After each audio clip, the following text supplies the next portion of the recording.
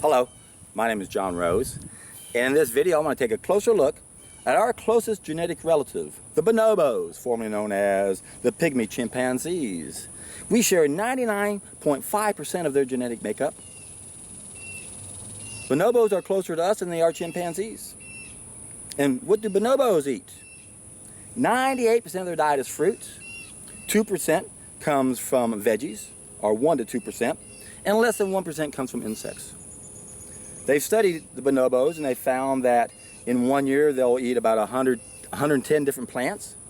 Any given day they'll eat about 10 different plants. In 1 month they'll eat 40 different plants. And that 10 plants make up 85 to 90 or 80 to 95%. No, 80 to 95%. Is that right? What is that percentage? 80 to 95% of their caloric intake. I think that's the right number. Real close to that number. 80, 90%. Anyway, what are bonobos eating? Should we emulate everything they do? Of course not. We're not exactly like them. But it's interesting that they prefer fruit more than anything else, and that these non-seasonal items that are available all year round from the plant kingdom, whether it's leaves or flowers or stems or shoots or pith, they'll eat more of those when there's not as much fruit. They rely on those more of a backup. So they're getting most of their carbs and vitamins, virtually all those, from their fruit. And then when they eat those greens, the plants, they're getting lots of protein and minerals. Now what they'll do when when there's not as much fruit around, they might eat as much as 70% of their diet comes from those plants, where the other plant material besides fruit. What they'll do is they'll chew wedges of plant material so they can extract even more nutrients. And wedging is simply chewing it and spitting it out, sucking the juice out of whatever is in there and spitting it out. So they are doing a form of juicing. So they know that their diet's supposed to be made up mostly of fruits, because that's their biological adapted diet, their species-specific diet. And the greens are there to help boost the protein and give them more minerals, and to help sustain them when there's not enough fruit. And again, when they have to increase that plant portion to their diet, they don't do it by eating a lot of it, they do it by wedging. They chew, chew, chew, and then spit it out.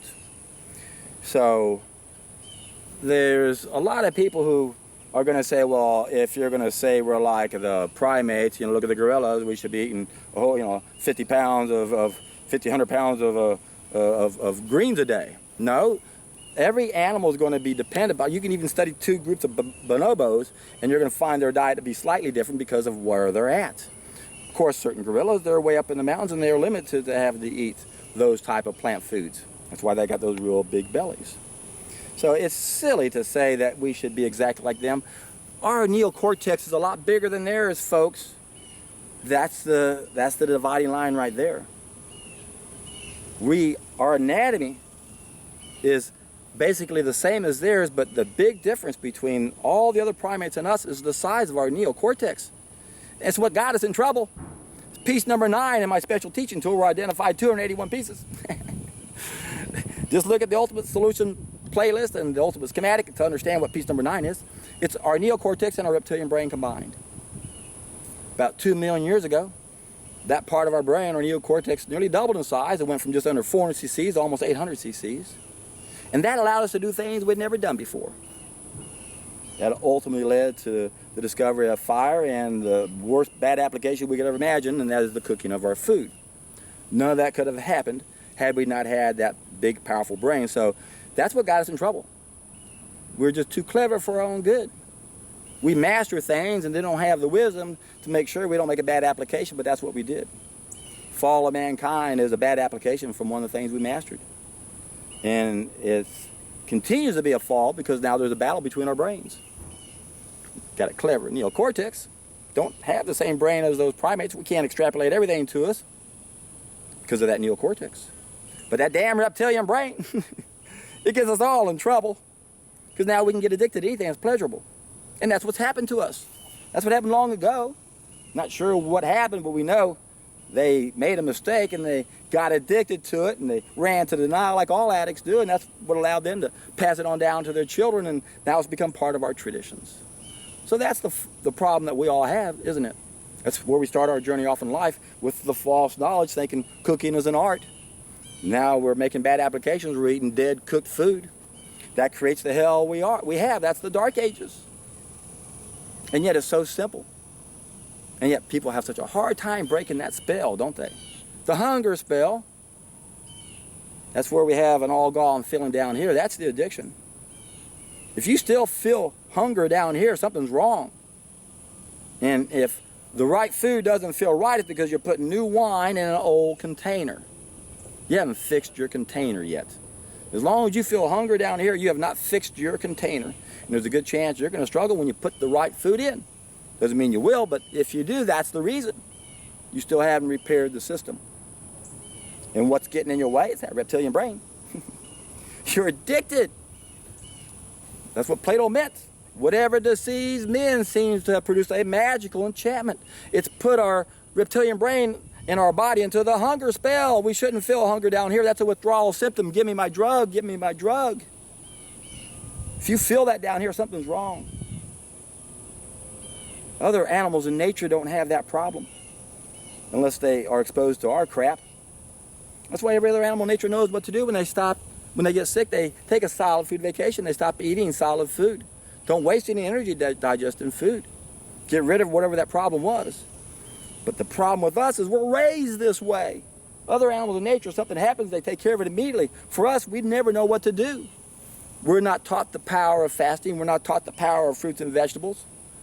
And if either one of them don't work, what do? We blame the fasting, or we blame the raw foods instead of blaming the body we've got and the damage that's been done to it. Whether we inherited it or we earned it ourselves. Even if it was done ignorantly, we still did it ourselves. That's why diseases don't fall out of the sky. It's what we did every day that got us what we got, ultimately where we're at right now. So we can learn a lot by bonobos. They're eating mostly fruit. And they supplement with leafy greens. It's a diet we should be following, my friends. If it isn't working for you, there's a good chance you just haven't made the right transition. I'll put a link down below saying what's the best transformation or transition to a raw vegan diet. What's a solid food vacation on juices? Go the distance to how long it takes to make sure you heal your body. Support your body if it's not working. Modify it. If anything doesn't work, you don't do it. This is not anything complicated. Oh, what did I do wrong? Did I drink something wrong? Well, don't drink it again and find out. If you drank something else and still had a problem, well, you never know. Probably you're just having a reaction to your body cleaning house. But there's always a deficiency side, isn't there? That's usually not what we see. But it can be. A lot of us aren't absorbing nutrients. Again, we have problems that bonobos don't have. Society attacked early, my friends. We were helpless. And now we're dealing with a damaged body, a damaged psyche. We're addicted to fire. Hard to break away from that spell of cooked food, isn't it, folks? I know. Do you have to give it up completely? Well, I think if you can keep it to a minimum, fine. But if it dominates your life, you're missing out. You just don't understand what you're missing. So, what's the best thing to do? If you don't know what you're missing, it's to start doing some wedging. That's a solid food vacation. And when you can do it and pull it off, and then you can put that new food into your body that you're supposed to, you're in for a treat.